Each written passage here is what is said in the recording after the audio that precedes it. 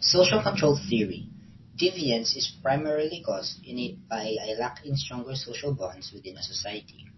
As an individual feels less attached to his or her society, there is a higher chance for him or her to deviate from social norms.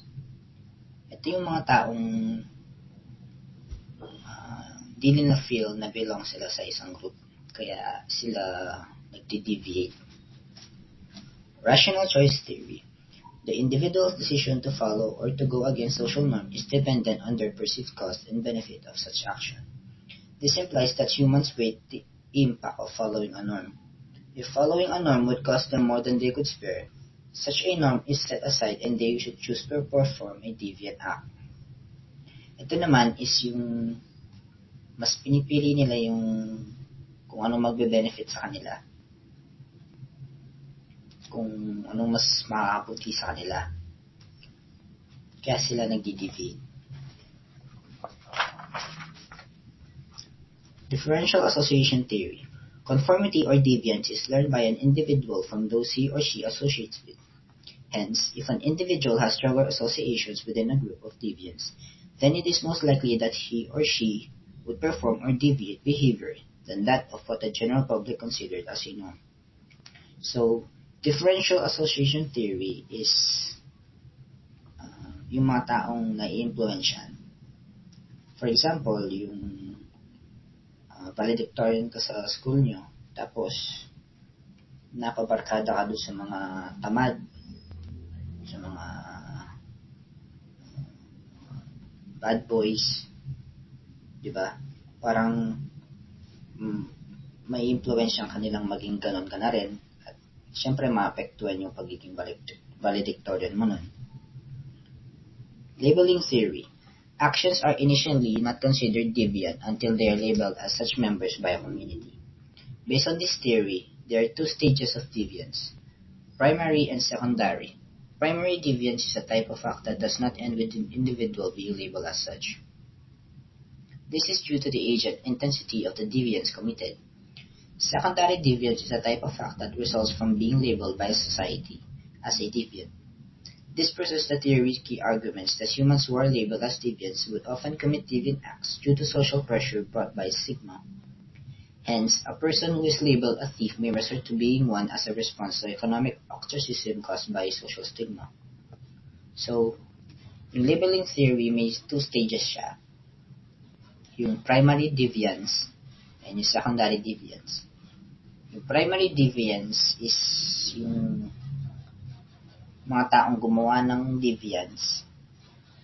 Yung mga taong gumawa ng deviance pero di sila nagmukhang masamang tao. For example, is yung kung ano man nag-litter ka pero nakasulat no littering.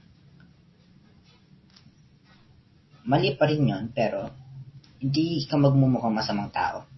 Dito lang ng secondary deviance is may ginawa ka na nga mali, which is deviance, tapos na-recognize ka pa ng mga ibang tao, at may ibang situation na yun yung reason na kung bakit gumawa yung tao ng deviance.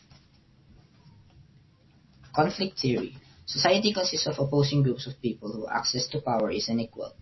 The group that has access to power determines which actions are deviant based on their perceived advantage.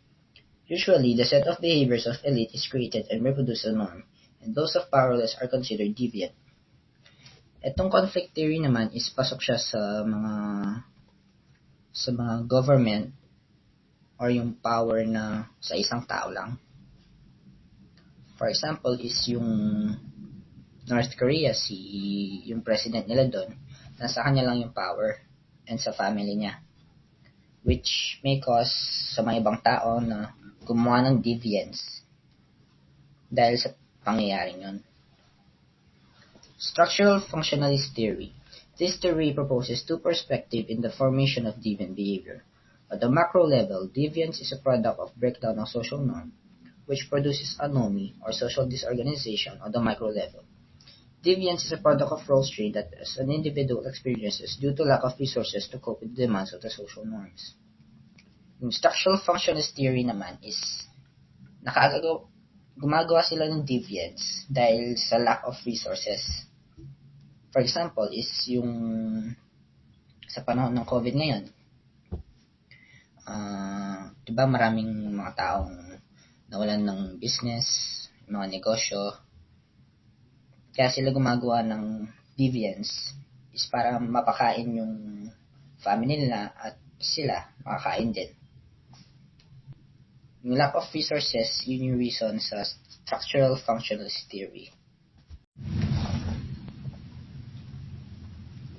Social control. To maintain social order and stability, social control is needed. The two elements that promote social control are internalization and sanction. Internalization is an integral part of communicating and incorporating social norm to an individual's personality. It is in the process that an individual is made to automatically conform to the dictates of his or her society through a cost-benefit orientation. So, bali, yung internalization is yung isang tao na buong puso niyang sinusundan yung law ng isang society or isang group. For example, yung Catholics, yung fasting, pati yung communion, pati yung diba sa Christmas, parang ganun. Sanctions are powerful in leading an individual to conform to social norm. Despite an individual's disinclination to conform, when the sanction is strong, there is a high possibility that he or she will decide to follow the norm. Sanction can be categorized into four types. Formal sanction. These are the rewards or forms of punishment that are formally awarded by an institution, such as a government, a council, or establishment. Informal sanctions. These are rewards and forms of punishment that are spontaneously given by an individual or a group of people as a response to a behavior that was either accepted or disapproved. Positive sanctions. These are actions that or statements that reward a particular behavior which reinforces its repetition. These general categories can be combined to form specific typologies of sanctions. Formal positive. A reward given by an institution to encourage conformity. Ito yung mga rewards na binibigay nila sa mga taong maganda yung ginawa. For example, is yung recognition of honors in a learning facility.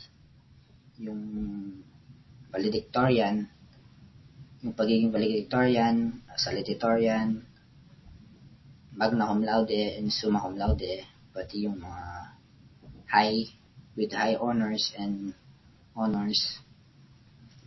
Pangalawa naman is yung Medal of Honor for Outstanding Conduct in Government Services.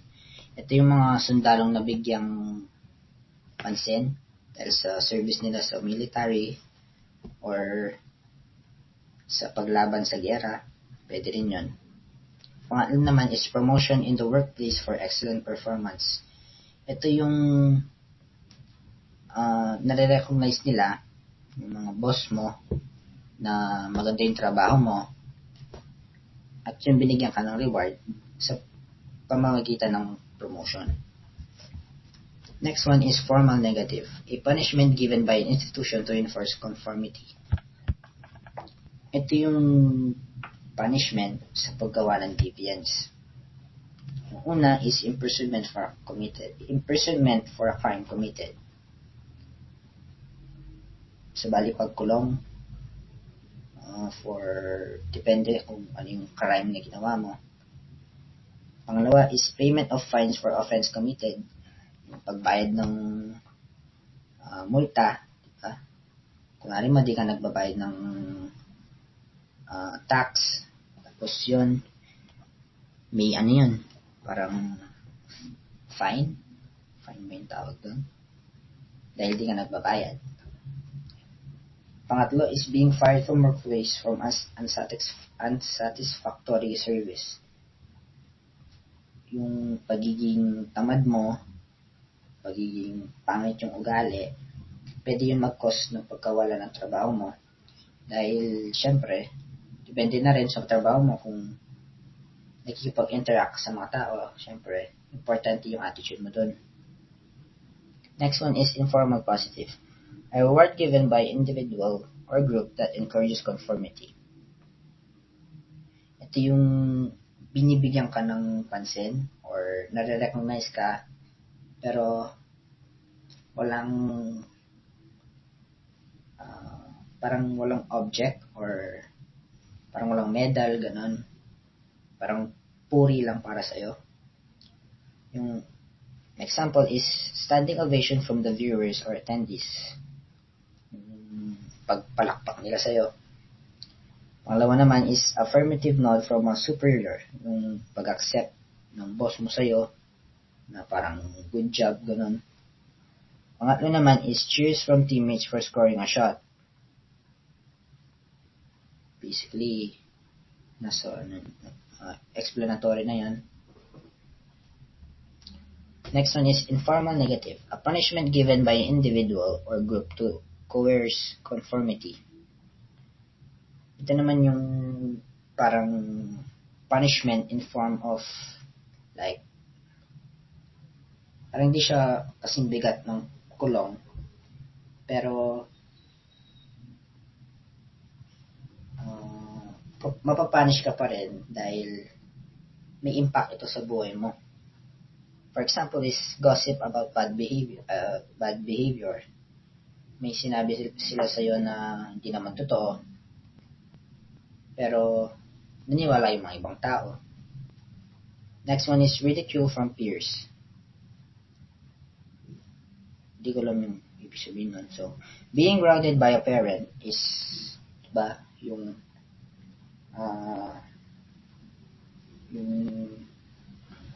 hindi mo sila sinusundan, hindi mo sila matigas yung ulo mo, parang gano'n, di ba?